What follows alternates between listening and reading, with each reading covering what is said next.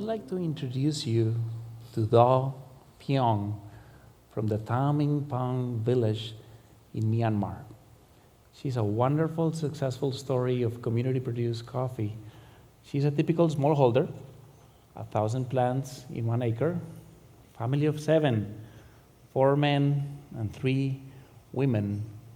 And this is I wonder what was going through her mind when she got first visited by an extension agent. And I think it would have been something like this. So you're telling me with a straight face that someone on the other side of the world is interested in my coffee? Why? We have great tea here. People drink a lot of tea. But coffee?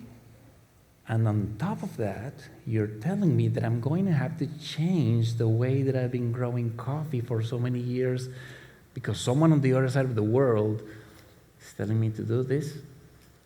So look at her already making risk-reward decisions. So how do we make sure that the appropriate rewards for her are going to be there in the years to come? So that brings us to risk and reward. So the first time I was approached to share my thoughts and my ideas here in RICO, I was excited, but I was terrified because at the same time, I wanted to convey the idea that what we see in our spreadsheets, the rows, the columns, and the formulas, and all these businesses, it's more than that. It's more than that. It actually reflects the dreams, the livelihoods, the vision, and the decisions that these farmers are making on the other side of the world because of the trust that they have with us. Because of this little conversation with an extension agent, they are making all these decisions. So what is risk for us? Risk relates basically to investing in a project that may not give me the expected profits because it has a lot of qualitative factors that are difficult to measure. Wow, qualitative factors that are difficult to measure, right? So let's explore this a little bit more. Is it that simple? Because the traditional 2D risk-reward framework that we have learned, it tells us that all our investments should be evaluated quantitatively. And we, as investors, we go, as sustainability investors, then we go to a community and we say this. I'm going to give you access to finance. I'm going to give you access to inputs. I'm going to give you access to technical assistance. You're going to be trained. I'm going to send an auditor. You're going to be certified. You're going to improve the yields. You're going to get higher yields, better price, better quality, and your livelihoods will improve. Problem solved, right? But we all know in this room that is not what happens because there is a third component. There is a human component. So we need to start thinking at this not from a 2D perspective, but from a 3D perspective. What if we bring this third component that incorporates the qualitative and the quantitative? And I think the one that links risk and reward is impact. Impact. Impact in the people and the communities that have the trust to take risks to get expected rewards. Look at this. These communities have the trust to take risks to expect worthwhile rewards. And this is critical. This is risk from the other side, not from our side. So if I want to lower my risk to increase trust, what do I need to do? We need to de-risk people. I'm going to use an analogy from the software industry. In software development, they have what they call a stack. And the stack is these core foundations of things that need to be there in order for the rest of the software to work. And the same in sustainability. I think these are the 5 key building blocks that need to be there before any sustainability program is implemented. If we take care of these 5 things, we are actually de-risking the project.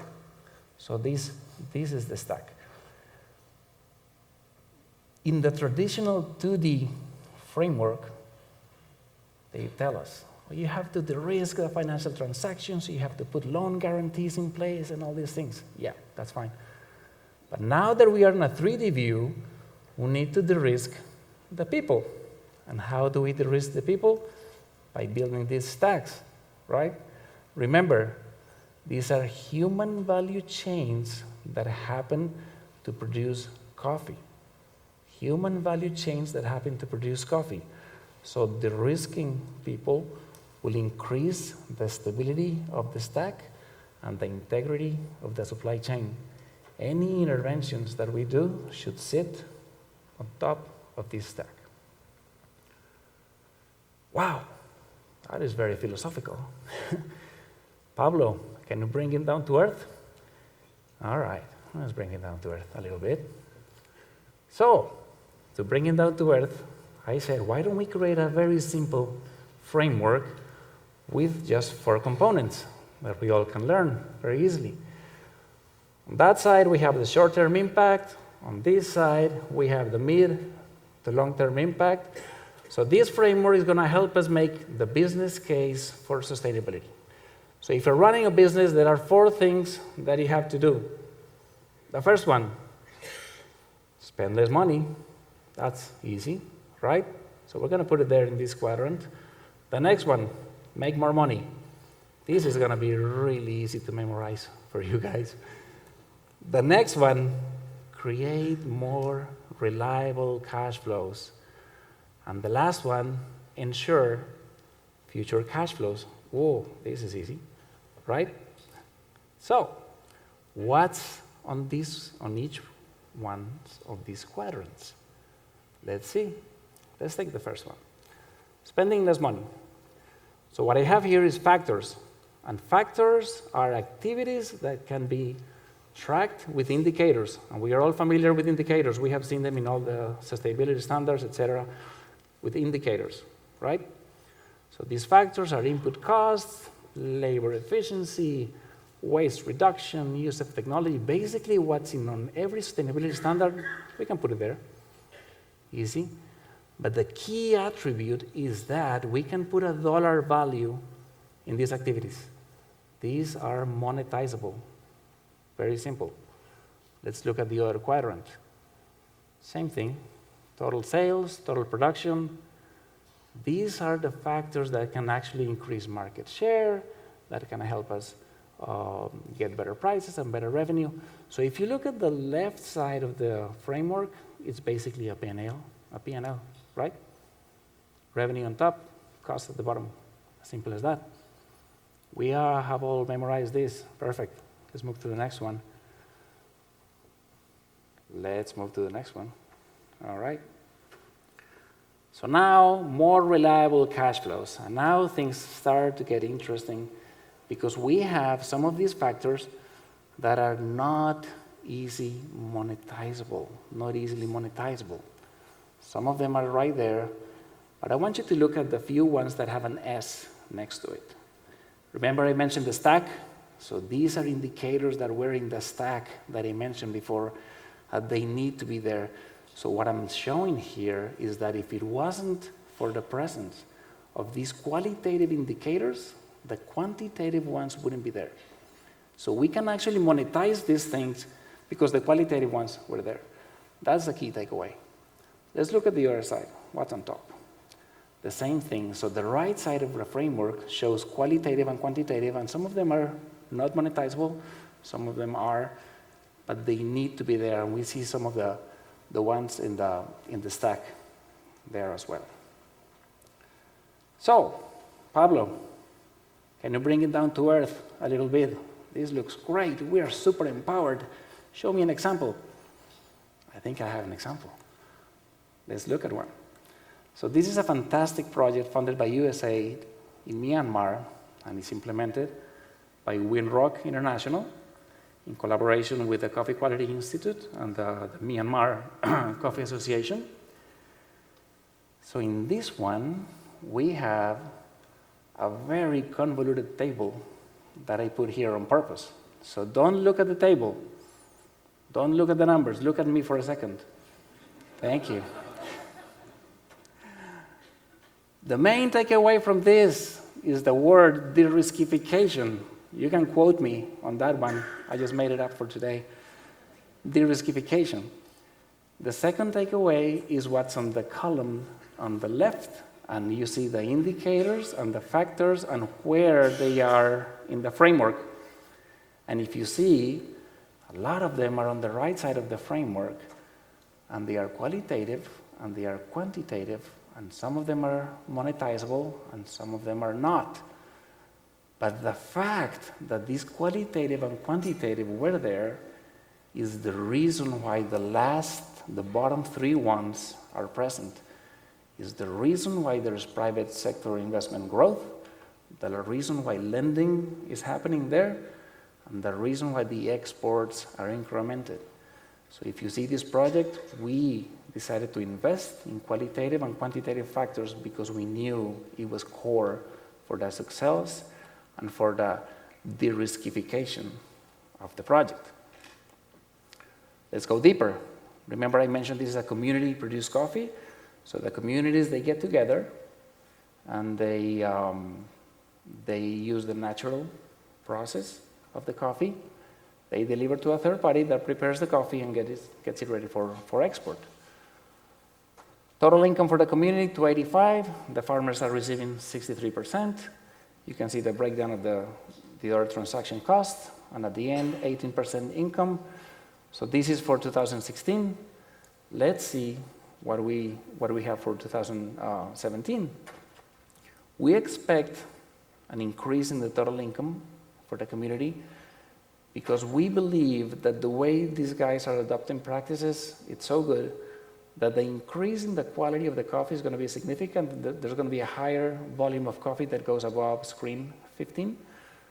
Therefore, they're going to get a better price, more volume at a better price, and the net income will increase from 18 last year to 29 this year.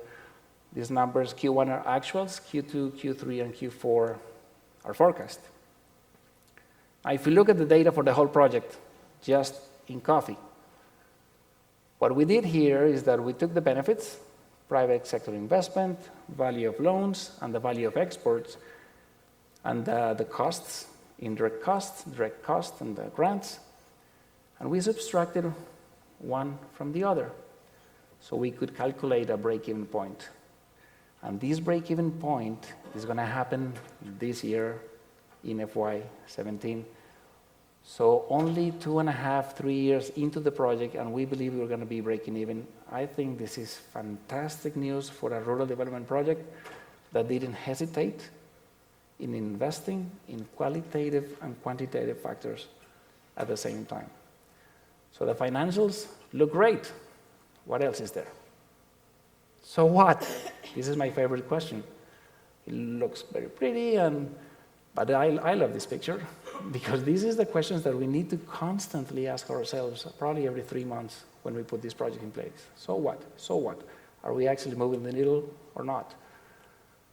So we see the impact of qualitative and quantitative. We saw the quantitative results. They look great. These are some of the qualitative results.